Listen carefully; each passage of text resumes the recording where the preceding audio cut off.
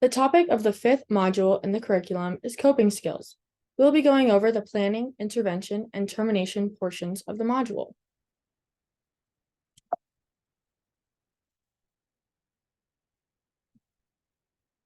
We have now reached the planning section of the coping skills module.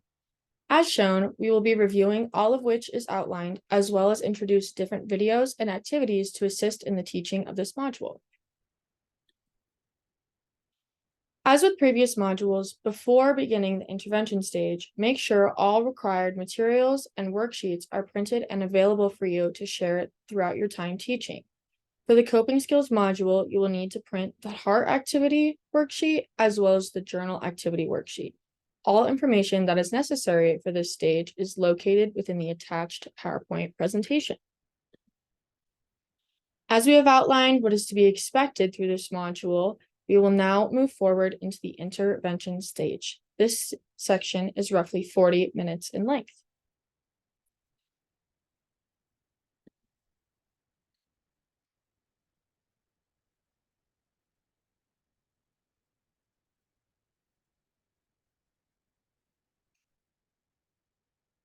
First is the introductory slide. This can be moved past once you and the team are ready to begin with the rest of the presentation. Coping describes any behavior that is designed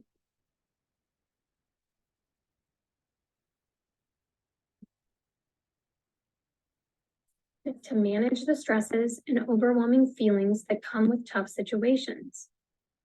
Coping skills are important because they determine how you deal with difficult situations, such as the development of a new allergy or being bullied.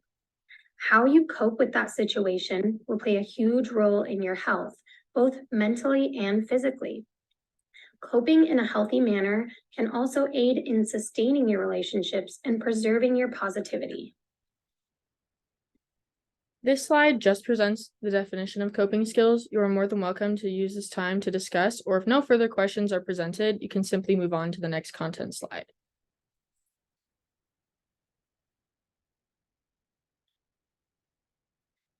There are many situations that may require us to use coping skills, such as bullying, stress, and trauma. Bullying is any aggressive behavior among children that involves a real or perceived power imbalance. Bullying is behavior that is repeated over time. Stress is a response to pressure or a threat. And trauma. This is an event or series of events that is overwhelming and brings on strong negative emotions. With the information provided on this slide, questions that the team presents can always be discussed, but when ready, just move on to the next slide.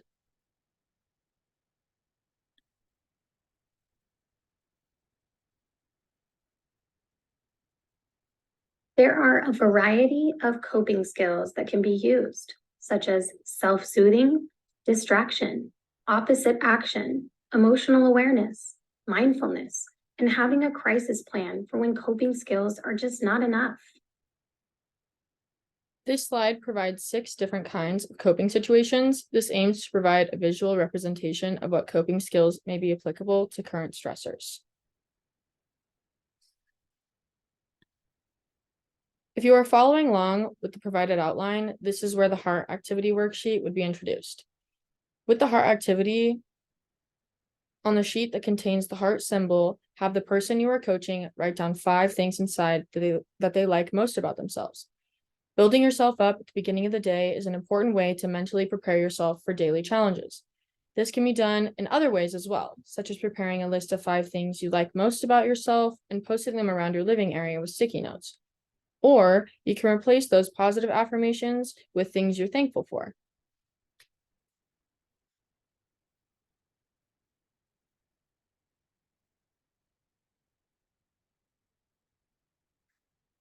We all have to deal with stress.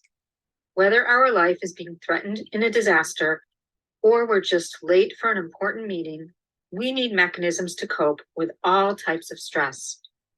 It is commonly said that life is not what happens to us, but how we choose to react to what happens to us. Today, we're going to talk about healthy versus unhealthy coping mechanisms and how you can use these strategies to help yourself or share them to help others. Welcome to Mental Health Collaborative, a nonprofit organization dedicated to educating our community in mental health literacy.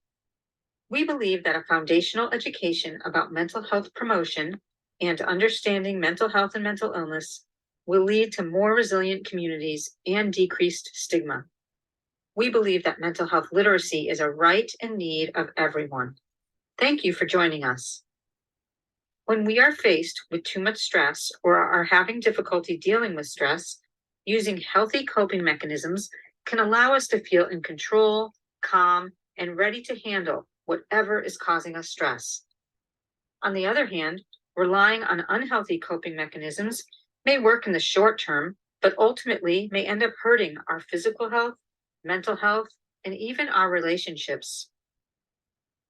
Here are some of the healthy ways we can cope with stress. Box breathing is when we breathe in for 4 seconds, hold our breath for 4 seconds, then breathe out for 4 seconds, and hold our breath for 4 seconds. Repeating this several times. This technique slows down our breathing, which forces our heart to slow and activates the calming response in our body. Another technique called 5-4-3-2-1 is in our heads, we list 5 things we see, 4 things we feel, 3 things we hear, 2 things we smell, and 1 thing that we taste. This technique helps ground us in the present moment and can slow down racing thoughts. Exercise of any type is another healthy coping mechanism. Exercise floods the body with endorphins and can help use up the adrenaline released from stress, clearing our heads and allowing us to feel calmer. Sometimes we are so overwhelmed with stress that we don't even realize how awful we feel. Writing down our feelings to acknowledge them and then making a plan to problem solve can help us tune into our thoughts and feelings and figure out an action plan. Taking a break from technology can help us to focus on our immediate surroundings, tune into how we are feeling, and connect live with others. Leaning on our relationships, talking about what is stressing us out, and asking for help are some of the best ways to cope with stress. It can be difficult to admit that we are struggling, but once we tell someone, we almost always feel better. Spending time with friends and family, even if we don't talk about our stress, can help us feel calmer and less overwhelmed by our circumstances. Gratitude is another helpful way to combat stress. When something is upsetting to us, it can help to be grateful for what is good in our lives. Doing an act of kindness can reduce stress as well. Acts of kindness flood our bodies with feel-good hormones, increase our sense of connectedness and purpose, and help us focus on problems other than our own. Here are some unhealthy coping mechanisms to watch out for and avoid. Alcohol and other substances can be used to dull or numb the pain of stress, but this effect is temporary, does not resolve the problem, harms us if we do it too much, and can become an addiction. Similarly, overeating or undereating creates an unhealthy relationship with food, can harm us by starving or overfilling our body and creating additional emotional stress. It fails to address what is actually stressing us out. Avoiding the problem by using social media, work, television, sleep, or other distractions can work to prevent us from thinking about our stress, but it does not resolve the stress. Social withdrawal and aggression are also unhealthy ways to cope with stress. We may withdraw if we are overwhelmed and do not have the energy to interact with others. However, interacting with others almost always helps relieve our stress. On the other hand, taking our stress out as aggression or aggravation toward others may leave our loved ones hurt and confused, and may leave us feeling guilty about how we treated them. Finally, self-harm is a dangerous way to cope with stress. If you or someone you know self-harms, please seek professional help immediately. Remember, we all face stress and difficulties in life. Using healthy coping mechanisms helps us deal with our stress in active, beneficial ways. There are always ways to problem solve and strategize, no matter what our stress may be. If you or someone you know is struggling to cope, see the resources below for how to get help. We hope you found this information helpful. We at Mental Health Collaborative are committed to providing education and increasing awareness about all of the interrelated states of mental health. We hope that by doing this, stigma decreases and more people get proper treatment and support for mental illnesses, learn when to get help, where to get help, and what to expect when they get there.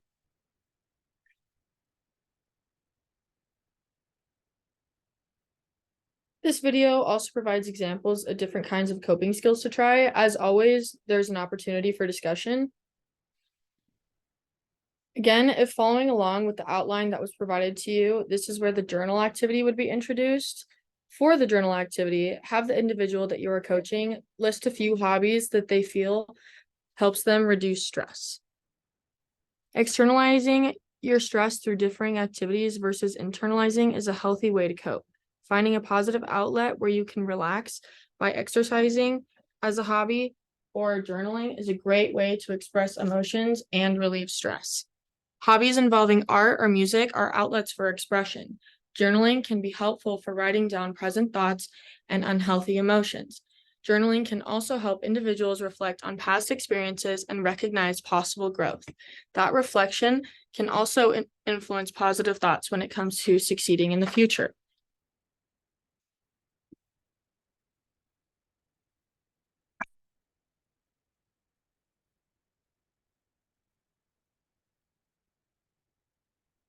There are times when we all experience feelings of stress or anxiety. In these moments, you can use your breath to help calm those feelings. Box breathing is a simple relaxation technique that can help you reset your breath and return to its normal rhythm. You can do it anywhere, anytime. Box breathing can help reduce stress and improve mood. It can also help with controlling and managing emotions. It's very easy to learn. Imagine breathing around a box. Inhale as you visualize going up one side of the box, gradually filling your lungs with air. When you reach the top, hold your breath for 1 to 5 seconds as you picture going across the top of the box.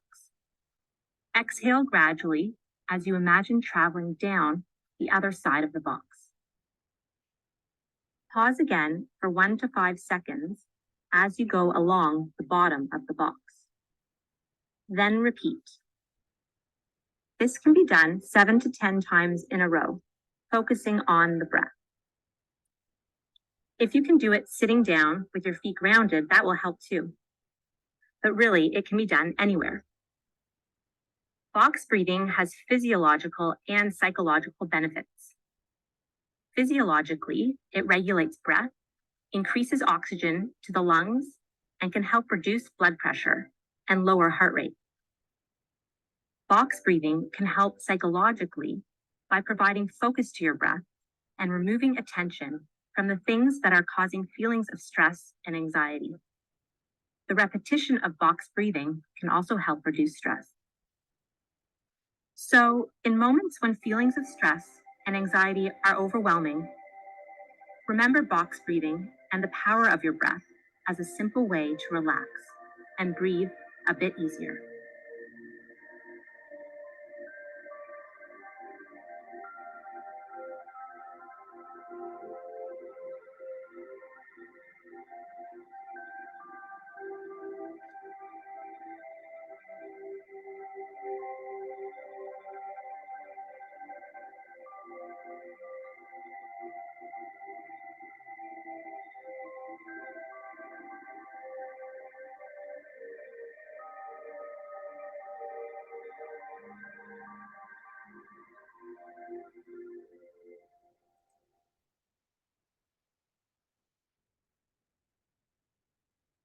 Once video is complete, feel free to try out the tips provided on the box breathing technique.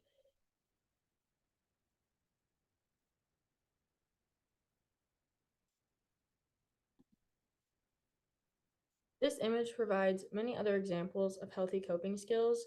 This could be a good time to ask your teen what things that they enjoy and which of those seem to help them relieve stress.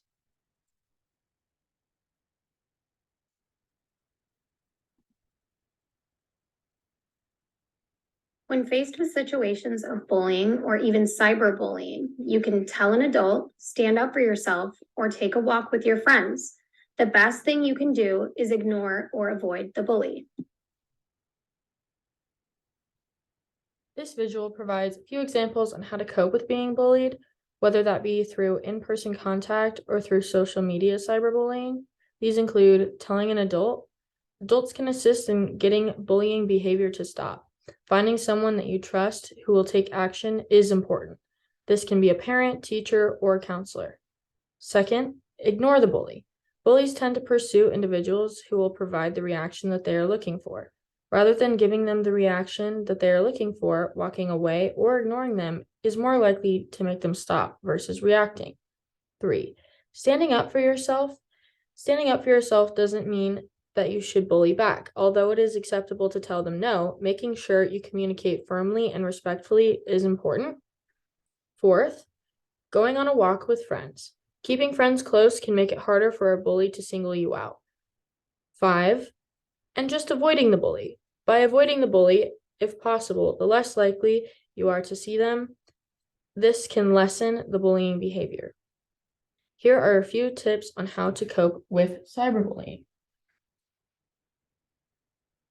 Don't respond, don't retaliate, block the bully, don't be a bully, talk to a trusted adult, be civil, save the evidence, and be a friend, not a bystander.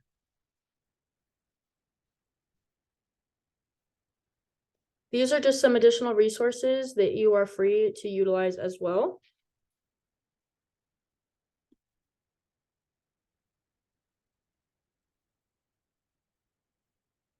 This brings us to the termination stage of the coping skills module. This is an opportunity to discuss any further thoughts or questions.